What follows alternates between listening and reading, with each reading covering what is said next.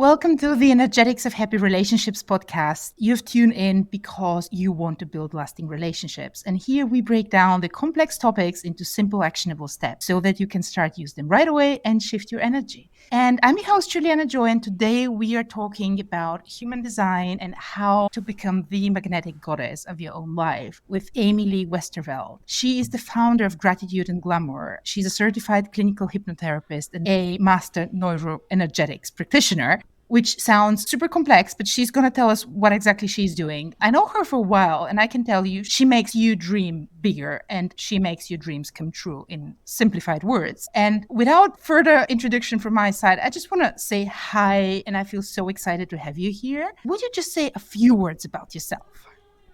Well, thank you so much for having me, Juliana. It's such a pleasure, and I'm so humbled to be here. Yeah, a few words about myself. So I'm a mom of 5. I've been married for almost 13 years to the love of my life. I was married before to not the love of my life, to the like of my life, I guess.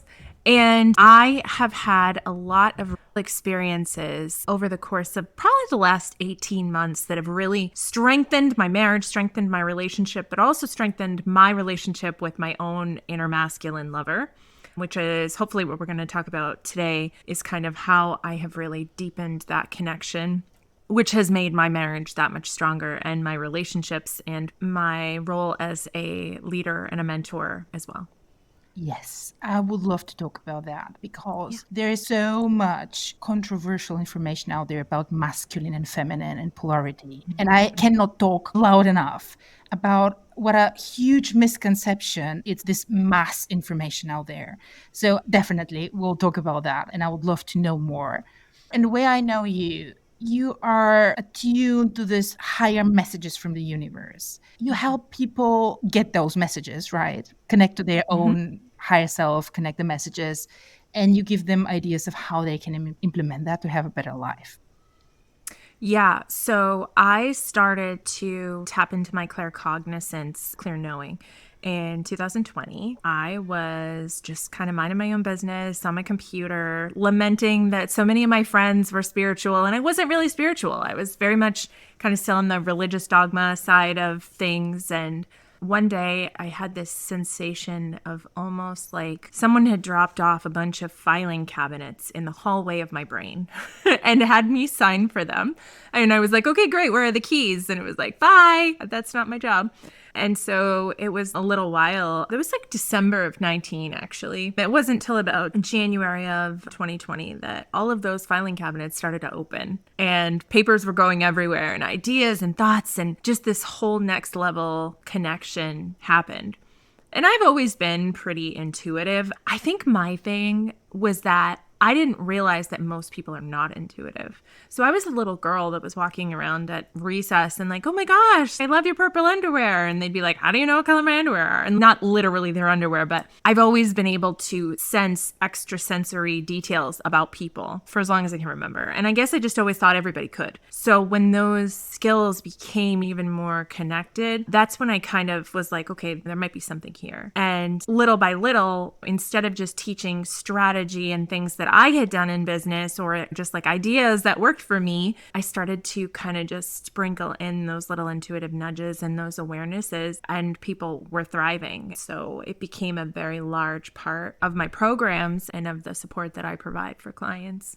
I was about to ask, like, when did you become conscious about your sensitivity? Because we have it like always. And on some point, you're like, oh, this is what's happening to me. And then how can I use that? And you actually answered like a few years ago, or 5-6 years ago. Now, what's interesting, you're married for way longer than you're aware of those abilities, right? Mm-hmm. Yeah, absolutely. It wasn't until probably 8 or 9 years into my marriage and that I became aware of my claircognizance. You know what's interesting to me? You met your husband and somehow you knew, right? Yeah. Do you want to just share a little bit? And I'll tell you why I'm asking. I do believe that every woman out there has that gut feeling of knowing. The majority of women are just not attuned. They haven't unlocked it and they're not listening to that.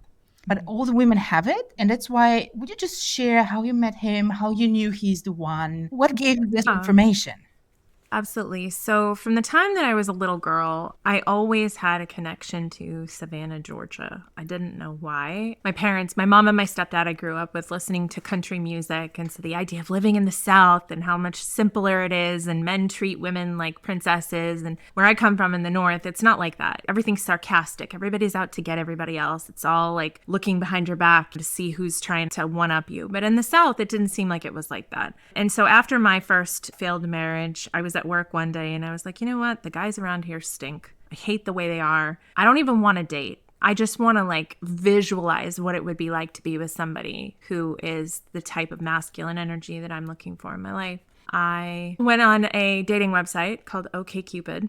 And I typed in the zip code for Savannah, which at the time was 31405. And up popped this list of men. And at the top of the list was this gentleman. And he had a hat on. He kind of looked like a badass a little bit. And it said that he was an Army Ranger, which as far as I knew, that was like a park ranger. Like he was helping Smokey the Bear. And what it said in his profile that really struck me was he had 5 children and he loved them. And if you had children, he would love them too. And I just thought that was a really beautiful sentiment. And so I messaged this guy just to make his day. I knew that he lived in Savannah. I lived in Boston. There was no way that we were ever going to meet. And I just said, hey, I live way far away. I just want to let you know that what you said was really sweet and somebody's going to be really lucky to meet you. And I hope you have a great day.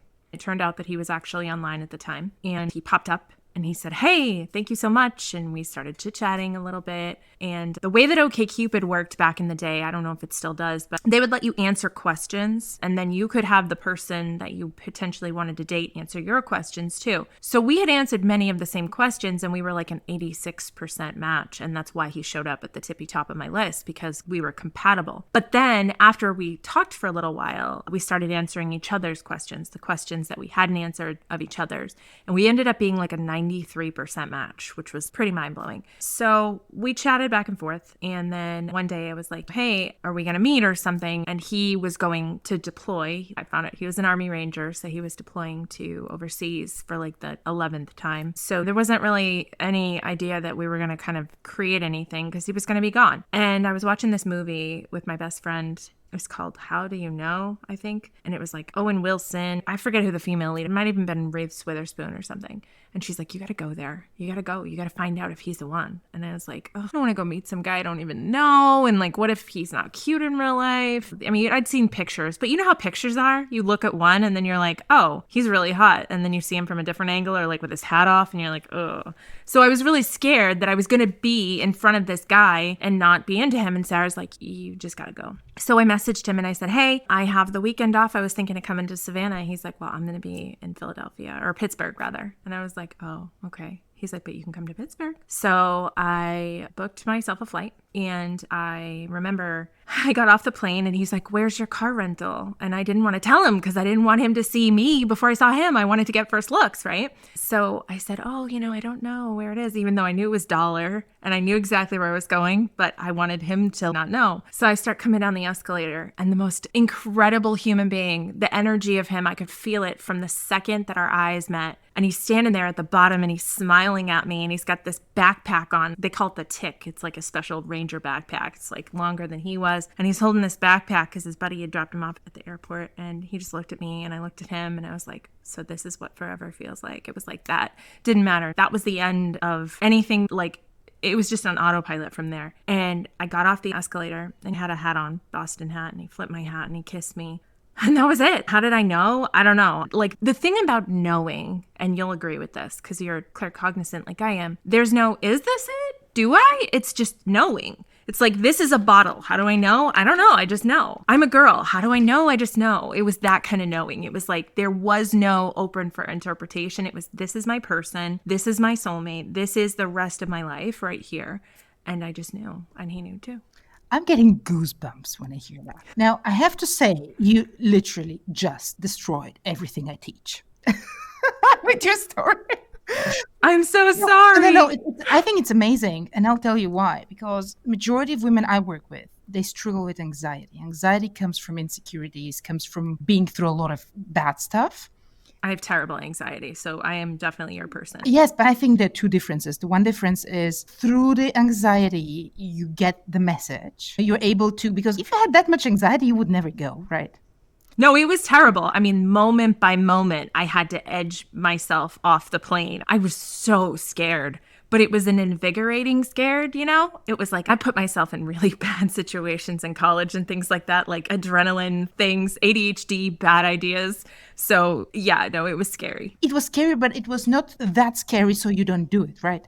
No, it was That's not. the one thing. True. I think that's truly inspirational. And we do have soulmates, and when we meet them, you know it. And what I'm really interested in is this is how it started. Back in the days, you had anxiety. You didn't know what your gifts are yet.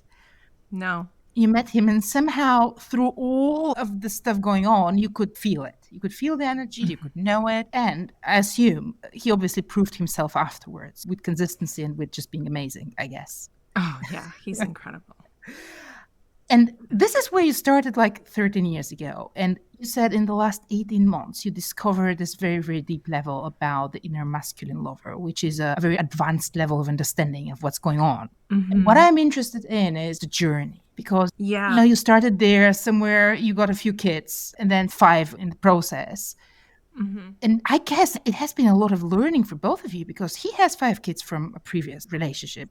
He does. Then he gets you, then you get married, then you start getting kids, and then you have to co-parent his kids. You have to deal with daily stuff, relationships, finances, budgeting, all of that. And I'm just interested how actually all of that developed for you. Yeah, so it's really interesting because when you take a girl who grows up in the North where every man is for himself and there's really no gender roles at all. I want you to understand, like in the North, there's no girls do this, boys do this. It's very much fighting over who's going to get what. It's very watch your back energy. There's not a lot of collaborative divine union energy there to begin with. And that's what I was really seeking. I really wanted to be in a relationship where I was going to have the children and I was going to make the meals, and goodness knows I am not domestic at all. And so that has shifted tremendously. But that was the goal at the beginning. He was going to be the army man and I was going to be the sweet little wife at home, the whole traditional wife thing. And, that's just not really how things went. I ended up being really successful in a network marketing company. And so I did really well in my network marketing career to the point where I was making easily 6 figures a month. And so my husband was able to retire from the military. When he did that, he lost a lot of that masculine get up and go drive, a lot of the reason why I'd met him in the first place. And so he kind of was like rudderless, walking around the house, kind of doing whatever. We had a nanny and we had a chef and we had all these things. And so he didn't really have a purpose. And not having that purpose was really hard for me because I am a leader, but I like to be led. As a woman, there's a part of me that wants the masculine to lead. I want to be able to receive. I want to be able to surrender to an energy that is going to carry me, that's going to say, it's okay, I've got this, you relax. And that's where that safe place from a human design perspective, that safe protected root is where I am the most effective. It's where I'm going to be the best me. And so over the course of our relationship, we kind of played with that dynamic a little bit. And I just kept saying, like, I really need this. I need you to be masculine energy. And eventually, I think we watched 50 Shades or something and he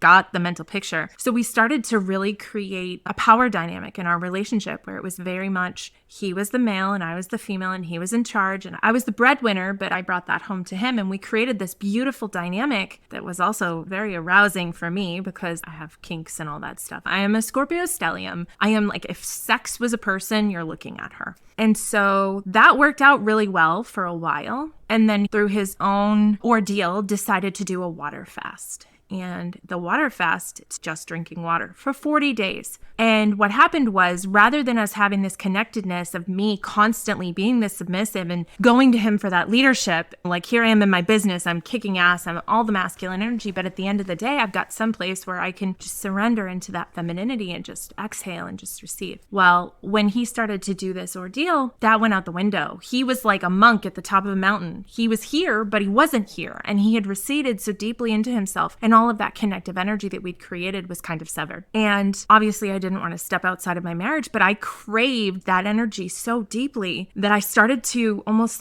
engineer it for myself. And I started talking to this masculine in my head, and I would go to sleep at night because we weren't downloading at the end of the day. He just had headaches or he was just writing in his office or whatever he was doing. And I just started this relationship with this masculine energy that was like a 19, 20-year-old guy in my mind. So I was a girl.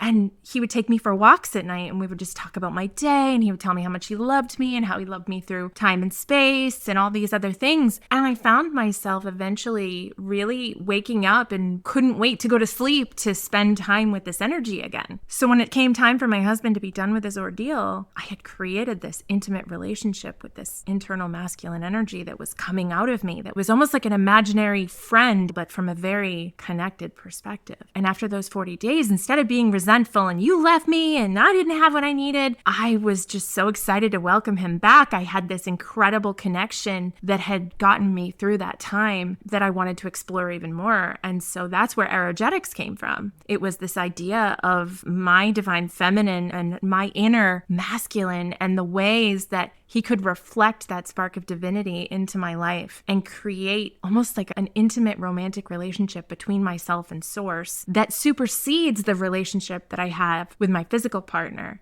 But my physical partner, when I do it right, is the reflection of. So the more I am connected to my sacred masculine and the deliciousness of our relationship, the more I see that reflected in my external relationship. Oh my God, this is so amazing. Thanks for sharing. Yeah.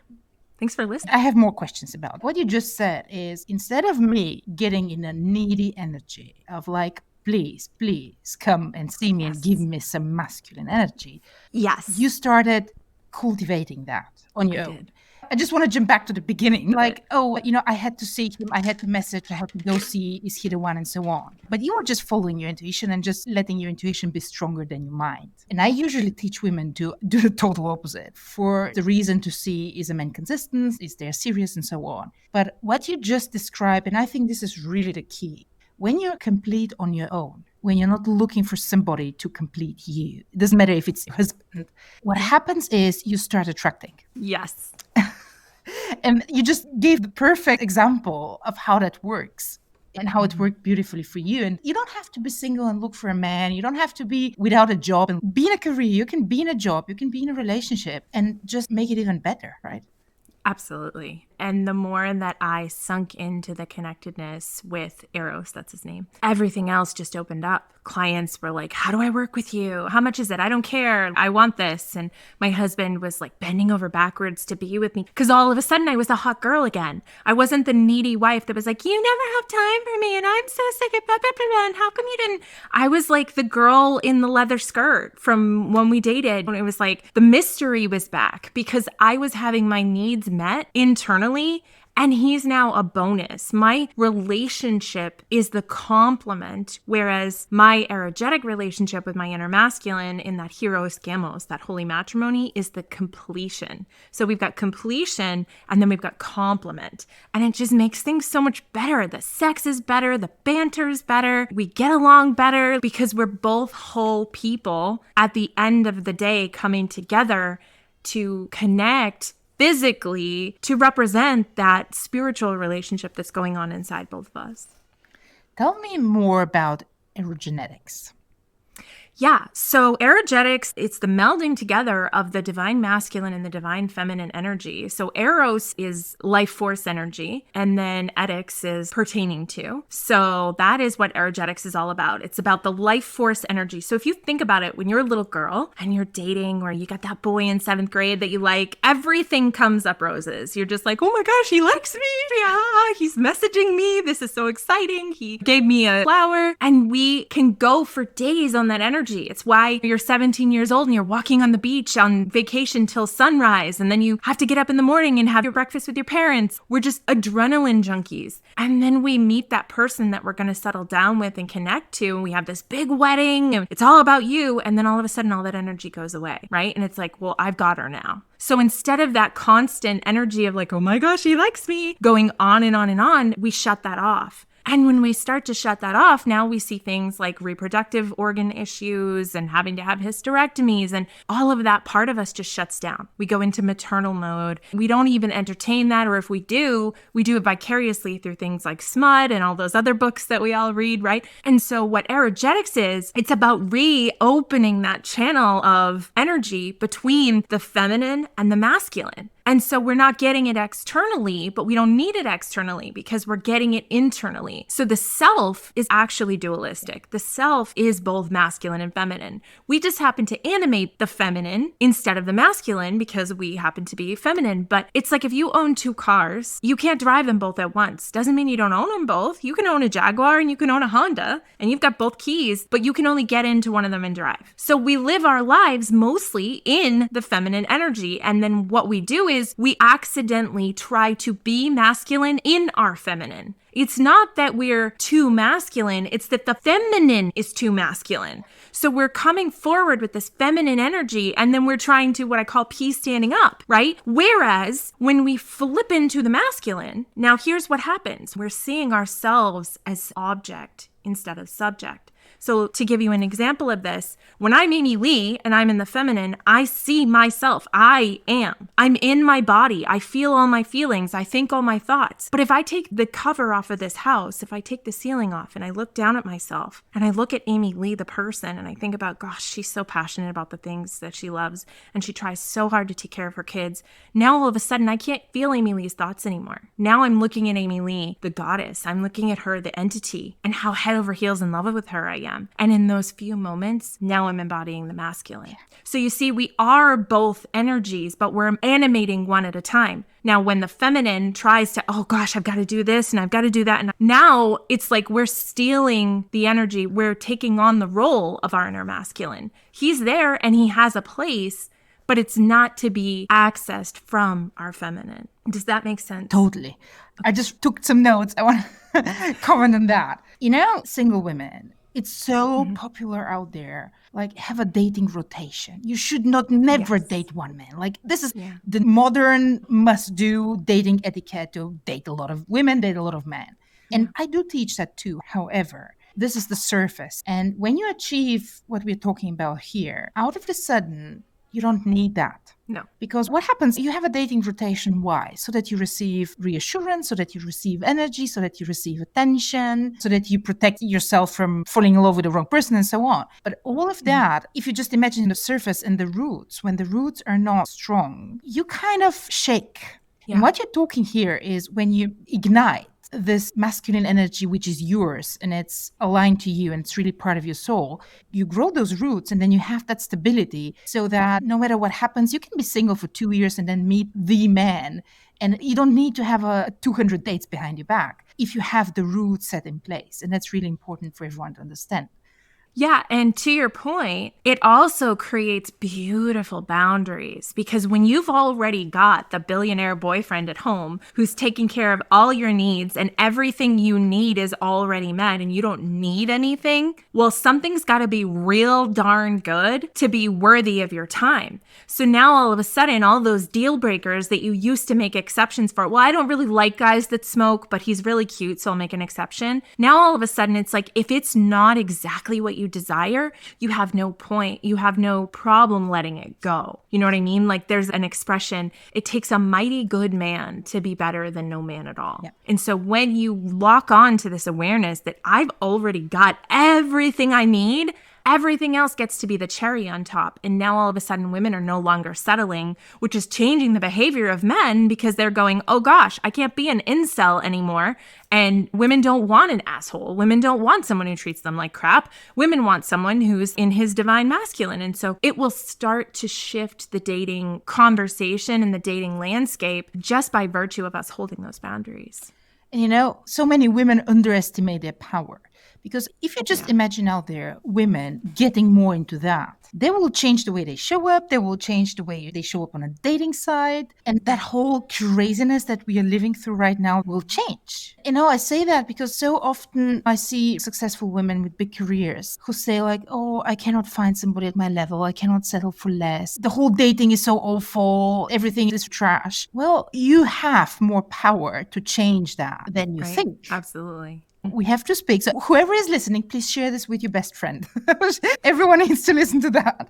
That's very important. And you said one more thing, which I just want to explain it for better understanding. So what you shared is, okay, I flip between feminine and masculine, right?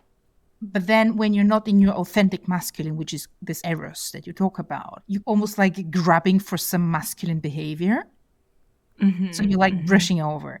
And just because I know women listening will ask, okay, Juliana, but everyone tells us we need to be feminine. And out of the sudden, I kind of need to be masculine, but everyone says being masculine is bad. And I think we have to really make the difference between this coping mechanism of being masculine, which is, Yes, I have to perform because this is the way it needs to be. It doesn't come from me. It's just like the society thinks that this is how I need to do. This is the coping thing. It's different than the masculine you talk about. Yeah, absolutely. I have a good example of this. So, can you imagine you're in a relationship and you wake your partner up in the middle of the night, or maybe you guys have been hanging out and you're like, will you go get me a snack at the gas station? And he looks at you and he's like, absolutely. What do you want? And you're like, I don't know. Surprise me. So he goes to the store and he's driving, and all of a sudden he looks over and there's you in your car next to him. And you guys meet up at the store and he's like, "What? Why are you here?" You're like, "Well, I wasn't sure you were going to go." "Why wouldn't I go?" "Well, I wasn't sure you were going to be able to find the store." "Well, why are you still looking for snacks?" "Well, I wasn't sure if you'd be able to find the snacks." How would you feel if you were that partner, if somebody was micromanaging you on that level? It would be like, you don't trust me, you don't think I care about you, and you'd feel bad about it. This is what's happening when we second guess the energy of the sacred masculine. Remember, the sacred masculine is the universe, God, source, higher power, all of the make it happen energy that our creatrix, our beautiful feminine muse essence is like, I want that thing. And the universe is like, you got it, baby. Let me make it happen. But if we're constantly second guessing and micromanaging, what does that mean about the relationship we're creating? What does that mean about the trust that we're putting in? So when we're talking about feminine energy, what we're talking about is just like a plug, right? A feminine plug is a plug that has something you stick in it, and a masculine plug is something that you stick something in. So we're talking about the energy of opening to receive. We're talking about in the reciprocal relationship, we're talking about being the vessel. We're allowing the external energy, in this case, the masculine, to receive joy from giving. That's where they get joy from.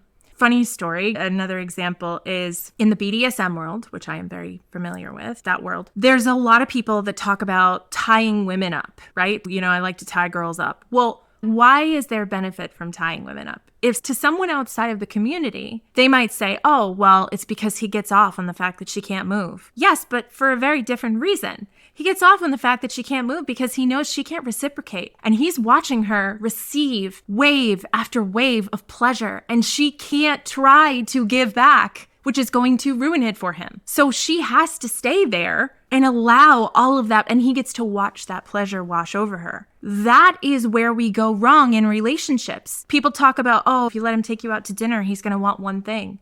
Yeah. Appreciation. Oh my gosh, thank you so much. Dinner was amazing. I loved this and I loved this, and it was so sweet of you to take me. That's what a masculine actually desires. Sure, sex is nice, but that's really not, it's about the reciprocation to be able to receive. And that's where the feminine goes wrong, is she's constantly trying to give. And the more that you give, the more that you're not an energetic match for receiving. So how do we receive? We start with things like sunlight, water, and breathing. And the more that we open to the idea that the universe wants to give to us, the universe wants to shower us with abundance, because that's the reciprocal relationship. Not because we're supposed to lay on a couch and eat bonbons and just be what we are, like, oh, you're the feminine, you just get to be lazy. No. Receiving is work. It's hard for us because we've been programmed to give, because we've been so programmed to reciprocate. So what does it look like when the reciprocation is gratitude and satisfaction? That's where we need to go next.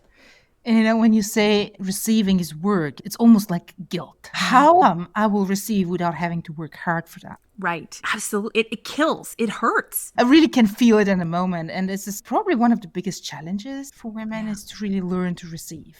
And also it makes us vulnerable. If a man knows what I desire, he's got my heart in his hand. If I can keep my desires at bay, if I don't let him know what I want, if I don't let him know that he turns me on, or that he could help me, or that I could really use the support, then he can't have an effect on me. And I get to stay in that shell of protection, which is what society teaches us. Everybody's out to get you. If you don't open your heart to that man, he's going to steal your job. He's going to steal your wife. Who knows? Like, there's this energy, this this chasm. I mean, it started with the Garden of Eden. We've created an energetic chasm between the sexes because when they collaborate, now we're talking serious magic. Now we're talking abundance of the highest order. Now we're talking about Heros Gamos, holy matrimony. We're talking about cosmic connection that brings heaven to earth. And there are lots of people that don't want that. They don't want people to have that kind of connection. So we've got to keep up these narratives of be careful, don't over show your hand because they'll take over. But the truth is that when we can connect in this way, true and utter intimacy, when we can act out these spiritual relationships physically, I'll tell you, and this is going to piss off a lot of people, there is nothing in the world like having intercourse with your partner and feeling the energy of God, like feeling the energy of the universe and role playing that physically with an external partner. There is not a drug that compares to that. There just isn't. And there are people that don't want you to know that. Well, this is a whole kind of separate topic, is how masses are being controlled. But I'm not going to jump today, maybe another time. It's a really big conversation. Yeah. But I think what's important kind of take away from what you say is this energetic alignment brings you the ability to have this open connection flow from the universe, from the earth within you, and then connect with a partner.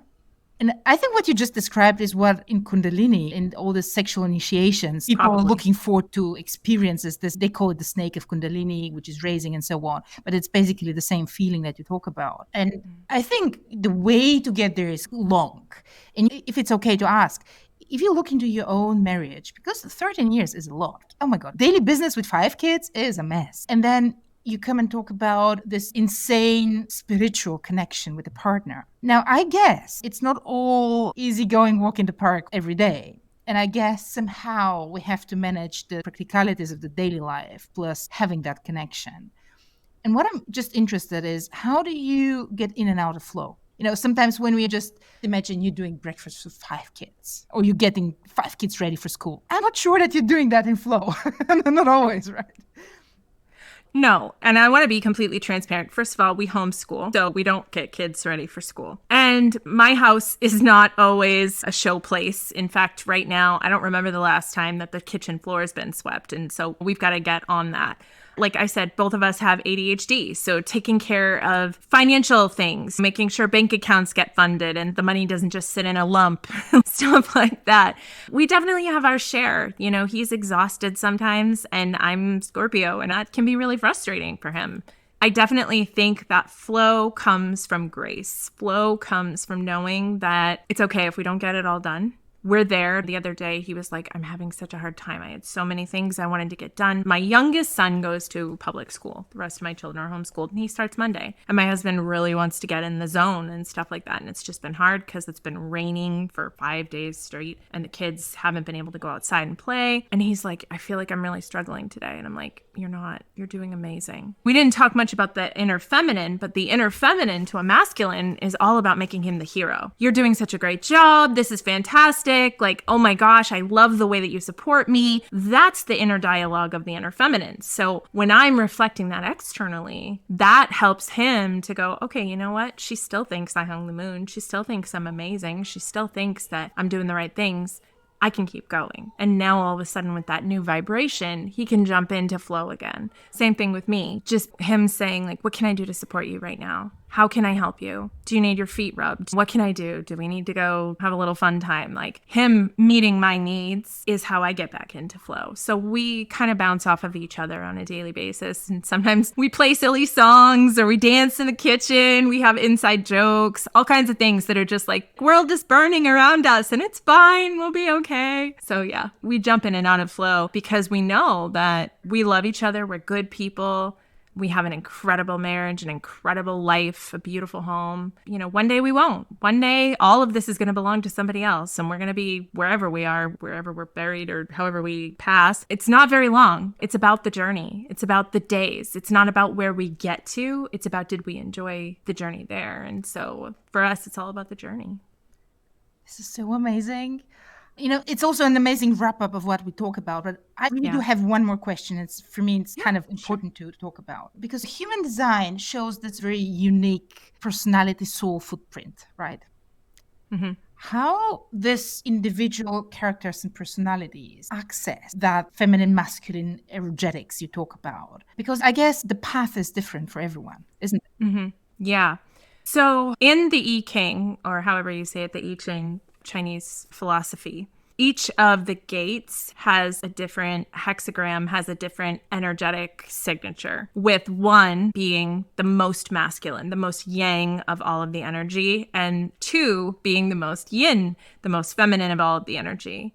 In my personal human design, my sun gate, so the thing that I'm here to represent and who I'm here to be, is gate 1. My earth gate, which is what grounds me, is gate 2. So in my own human design, I have got right at the tippy top that beautiful energy of duality right there. Like if all you did was look at the first 2 things in my whole chart, it's right there. As a generator, it's all about sex and money and power. So for me, being connected to this portal space, this energetic creation place, is very natural. Now, aside from human design, there are Buddhist teachings that tell us that certain things, like Eros, Erogetics, these things resurface to certain individuals in claircognizance when the time comes. There's a word for what those people are. It's in the book, The Eros Sutras by Nicole Day. So I recommend that if you want some very dense reading on the subject. But she talks about how basically certain people are just tapped to get these awarenesses to bring them back into society, because they were talking about concepts that were very much practiced in the temples of Inanna and Magdalene and all that stuff. And then it kind of just like went underground. And so now it's back. And this is why.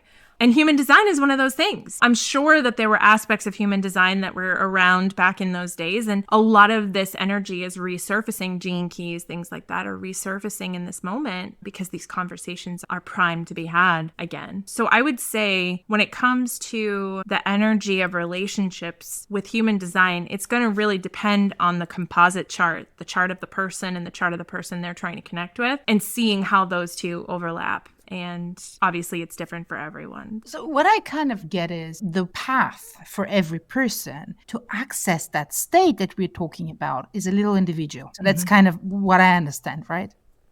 Absolutely. There's no cookie cutter way of really accessing that state. I do have, if your listeners are interested, I have a 5-day mini course that I did. It's free, on connecting to your inner masculine through Erogetics, where I walk them through like how to figure out his energy, how to connect with him, how to find out more about his personality and things like that. If you'd like, I'm more than happy to include that in the show notes. Yes, send me the link. And I think it's an amazing addition to what I do. I don't talk about the inner masculine in the context of relationships.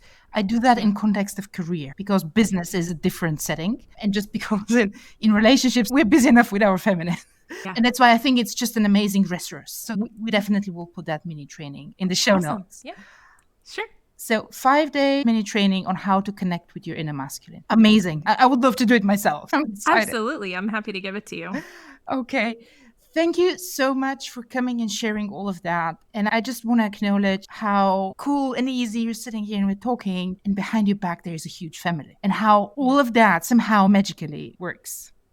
It works because we designed it that way. It works because we wrote down what we wanted life to look like, and we didn't settle for anything less. And we have an incredible marriage, incredible children, an incredible lifestyle. But we have that because that's what we decided we would have. And everybody can do that. Thank you so much. This was very inspirational. I'm so glad. Thank you so much for having me.